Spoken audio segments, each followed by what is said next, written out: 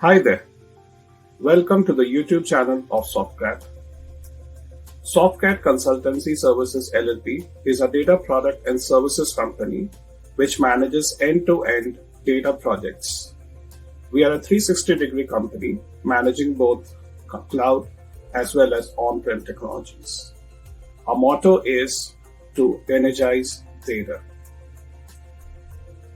In today's video, we're going to talk about an introduction to a warehouse, the different components of what a warehouse is, simple terms such as dimensions and facts, and quickly take you through designing OLTP as well as OLAP databases. So what is a data warehouse? Before we talk about a data warehouse, we first of all need to understand what is a warehouse. A warehouse, in terms of Oxford definition, is a large building where raw materials or manufactured goods may be stored prior to their distribution for sale. Essentially, it is nothing but a large building where a lot of different materials are stored from the different departments within a particular organization before it is distributed from there. Similarly, a data warehouse is a single repository of multiple data sets within an organization to support analytics and decision support.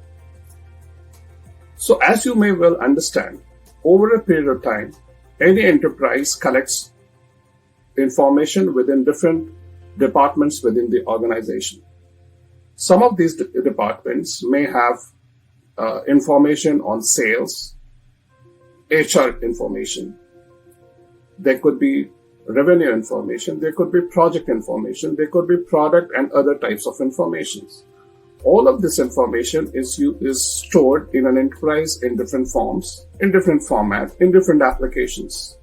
Hence, when you're trying to analyze the data, it becomes extremely difficult because the data structures could be different, the underlying databases could be different. There could be similar information being stored differently in different parts of the organization. For example, it is a common practice that each department maintains its own customer information. Some of the departments may contain this information in in-house systems. Some of them may be using Salesforce or other third-party systems. As you may well understand, when the data gets spread across different systems, same customer, in our example, could come from different systems with different sets of information. However, they may still be pointing to the same customer. Hence, when you're trying to do an enterprise-wide analytics, it becomes extremely difficult to conduct any meaningful analytics on the data. A data warehouse tries to bring all of this information into one single repository, collecting data from the various data sources. As you can see here, we can have CRM data coming from the customer department, ERP data coming from sales, and there could be other file systems and flat file systems, Excel data. There could be multimedia data that could be stored in different departments in different ways. All of this data goes through what is known as an ETL process. ETL process essentially is extraction of data, transforming the data into a form that is very easy for any future analytics, and eventually loading this data into the central data warehouse repository. A lot of organizations build what is known as data marts on top of this data. It's a very simplistic representation of what a data warehouse is. There could be different data warehouses and different ways of designing these data warehouses, which is currently out of scope of this particular video. Before we move on, we will first of all talk about some of the common definitions used in data warehousing. First, what is a data mart? Data mart is a subset of a data warehouse focused on a particular line of business, department, or a subject area. For example, If in an enterprise, I have a data warehouse where sales, revenues, HR, product, and other types of information is maintained in one single data warehouse, I can create a data mart on top of that where I can bring information which is specific for doing any analytics on sales. So the sales data warehouse the sales data mart can be converted into a sales data mart, which is then used by the sales department to do their analytics. Similarly, for other departments such as HR department, I can pluck out all the information which is necessary to build a particular data mart for the HR department. What is an ETL?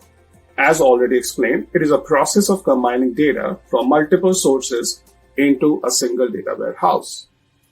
Typically, ETL is performed through multiple different ways. Some of them are third-party systems, such as Informatica, Data Stage, Azure Data Factory, and similar third-party products. There are much more real-time streaming engines such as Spark, through which you can perform ETL as well. These ETL processes typically are either time-based or event-based. Event-based are a more recent phenomenon, which is essentially dealing with more real-time use cases.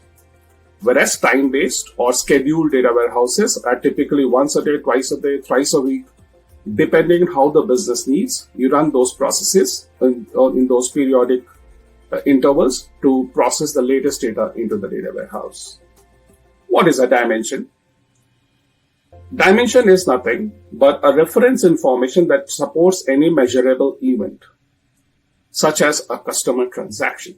For example, if you are trying to build an automotive industry analytics database, where you're trying to measure the revenue generated from closed transactions, a customer or a brand or time could be some of the dimensions to be used in that particular data warehouse.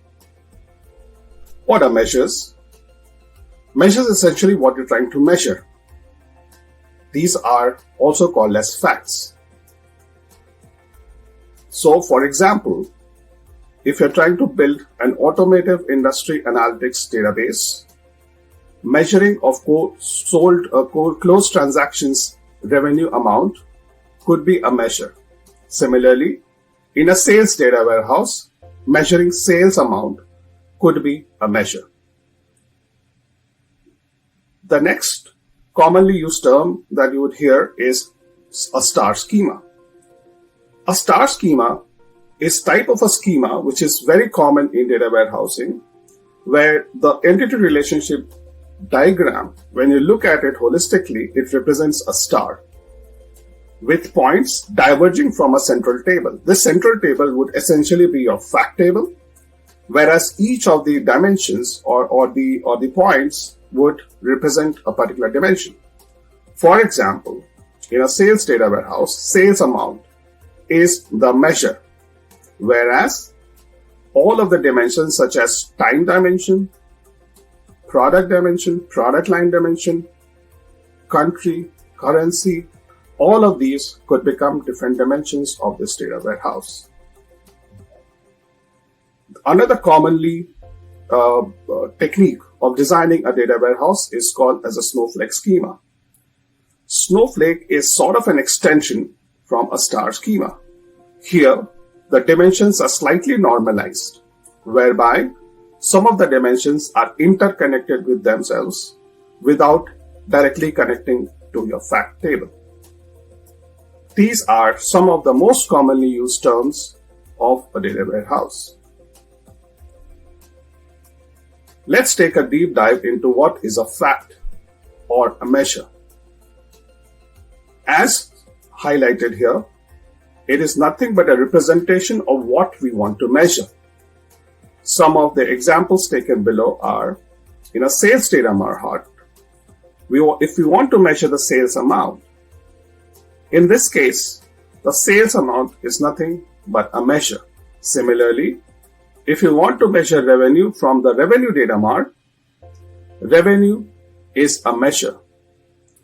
There could be similar measures in different types of data sets, such as in a CRM data warehouse, you might want to measure the number of interactions that you've had with a customer over a certain period of time. Here, the number of interactions would be your measures. Moving on, what is a dimension? Dimension is a collection of subject area information that supports a measurable event, such as a customer transaction. In this example, if you are looking at a sales data mart, you may want to measure the sales amount by product line, by salesperson, by time, and so on and so forth. Each of these subject areas represent a dimension. Similarly, in a revenue data mart, you might want to measure it by product line, by time dimension, by product, and so on and so forth. Each of these represents a dimension.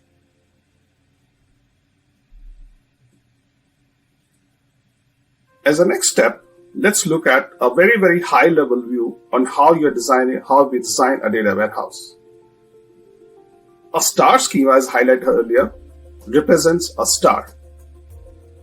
Here, your central fact table is connected directly to each of the dimensions. None of the dimensions are interconnected.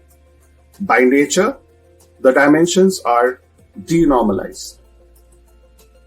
As our experience is, this is one of the best forms of design where space is not a constraint and you want to give a self-service kind of an experience to your end users.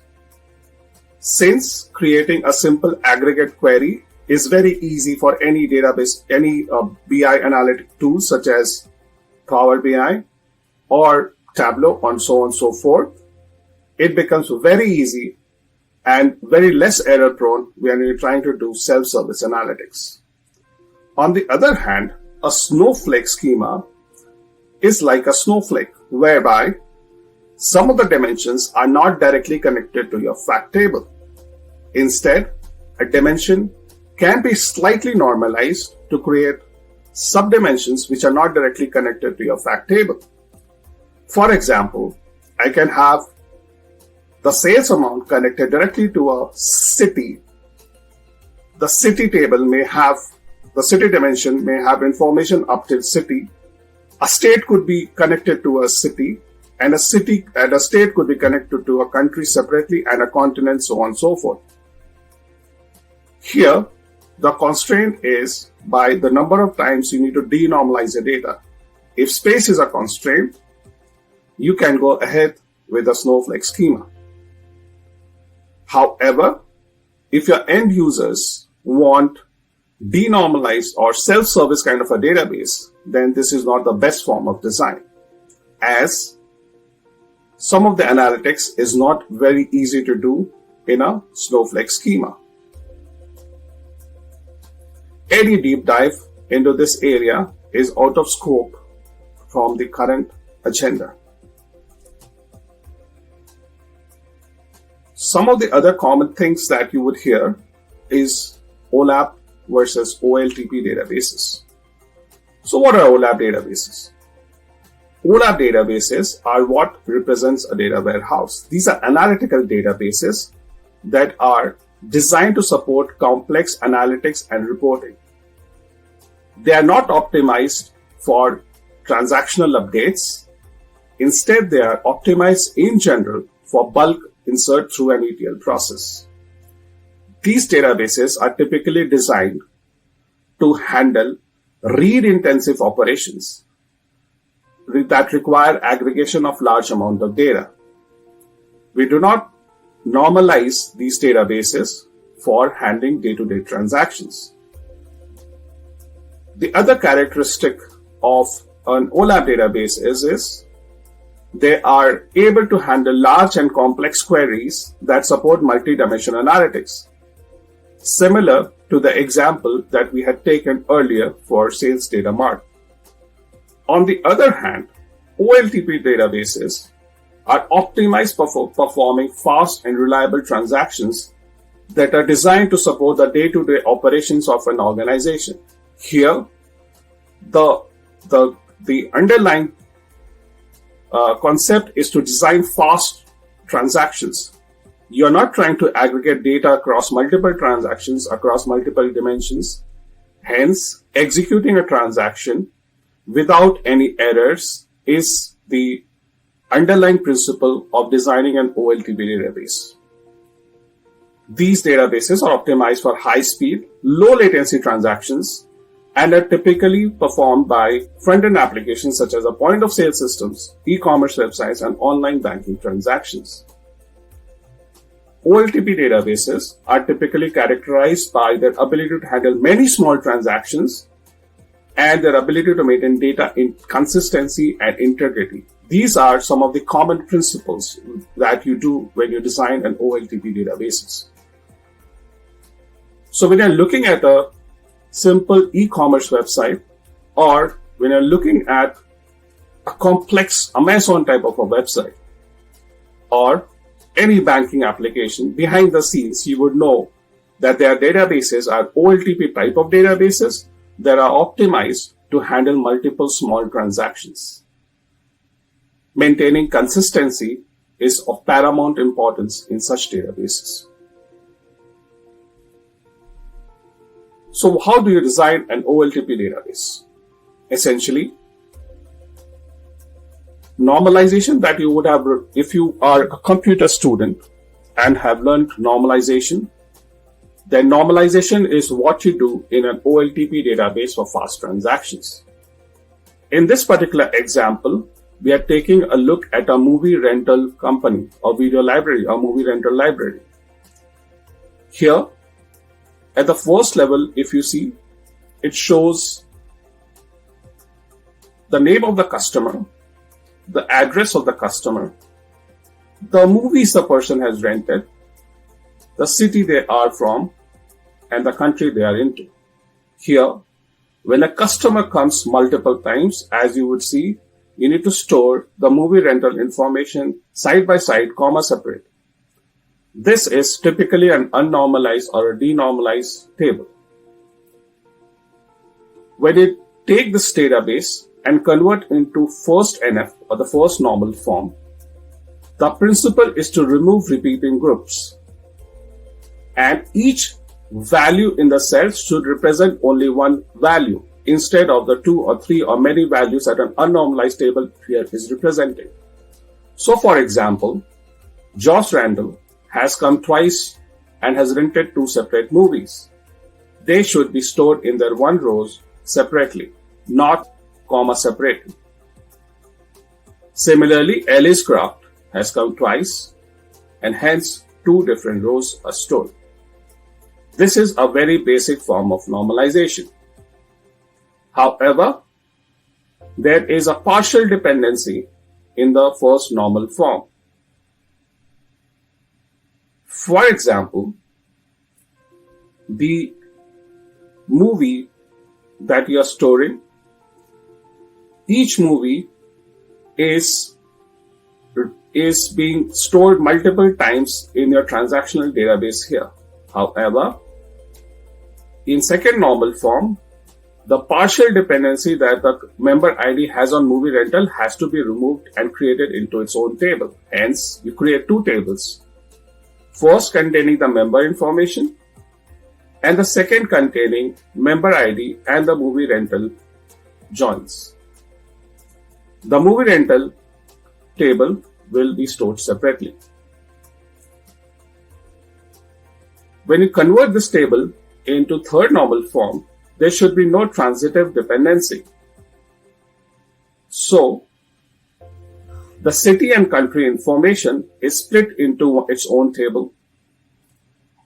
And the member information now just contains member ID, name, address, and location ID instead of the city and the country that was stored separately. Here, in second normal form, there was a transitive relationship between a city and a country, because city London can only be existing in United Kingdom, but it has no relationship, nothing to do with where Josh Randall is from. Here again, your movie rental table will be stored separately. This is how typically you design the first three normal forms. There are other normal forms such as the fourth and the fifth normal form, but third normal form is the most widely used type of normal form, and typically this is where you want to reach to design a very, very optimized database. An OLAP database, on the other hand, you design what is called as a star schema.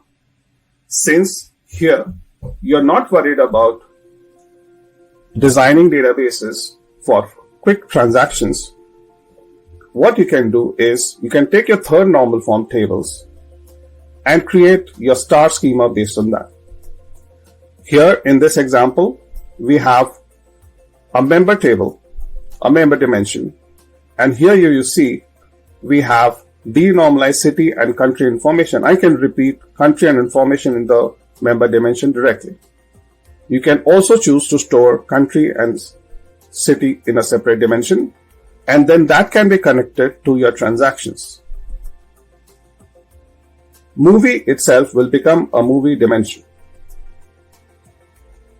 And both these tables are now connected via a fact table where a member ID and a movie ID is connected along with the rental date and the return date and the rental amount.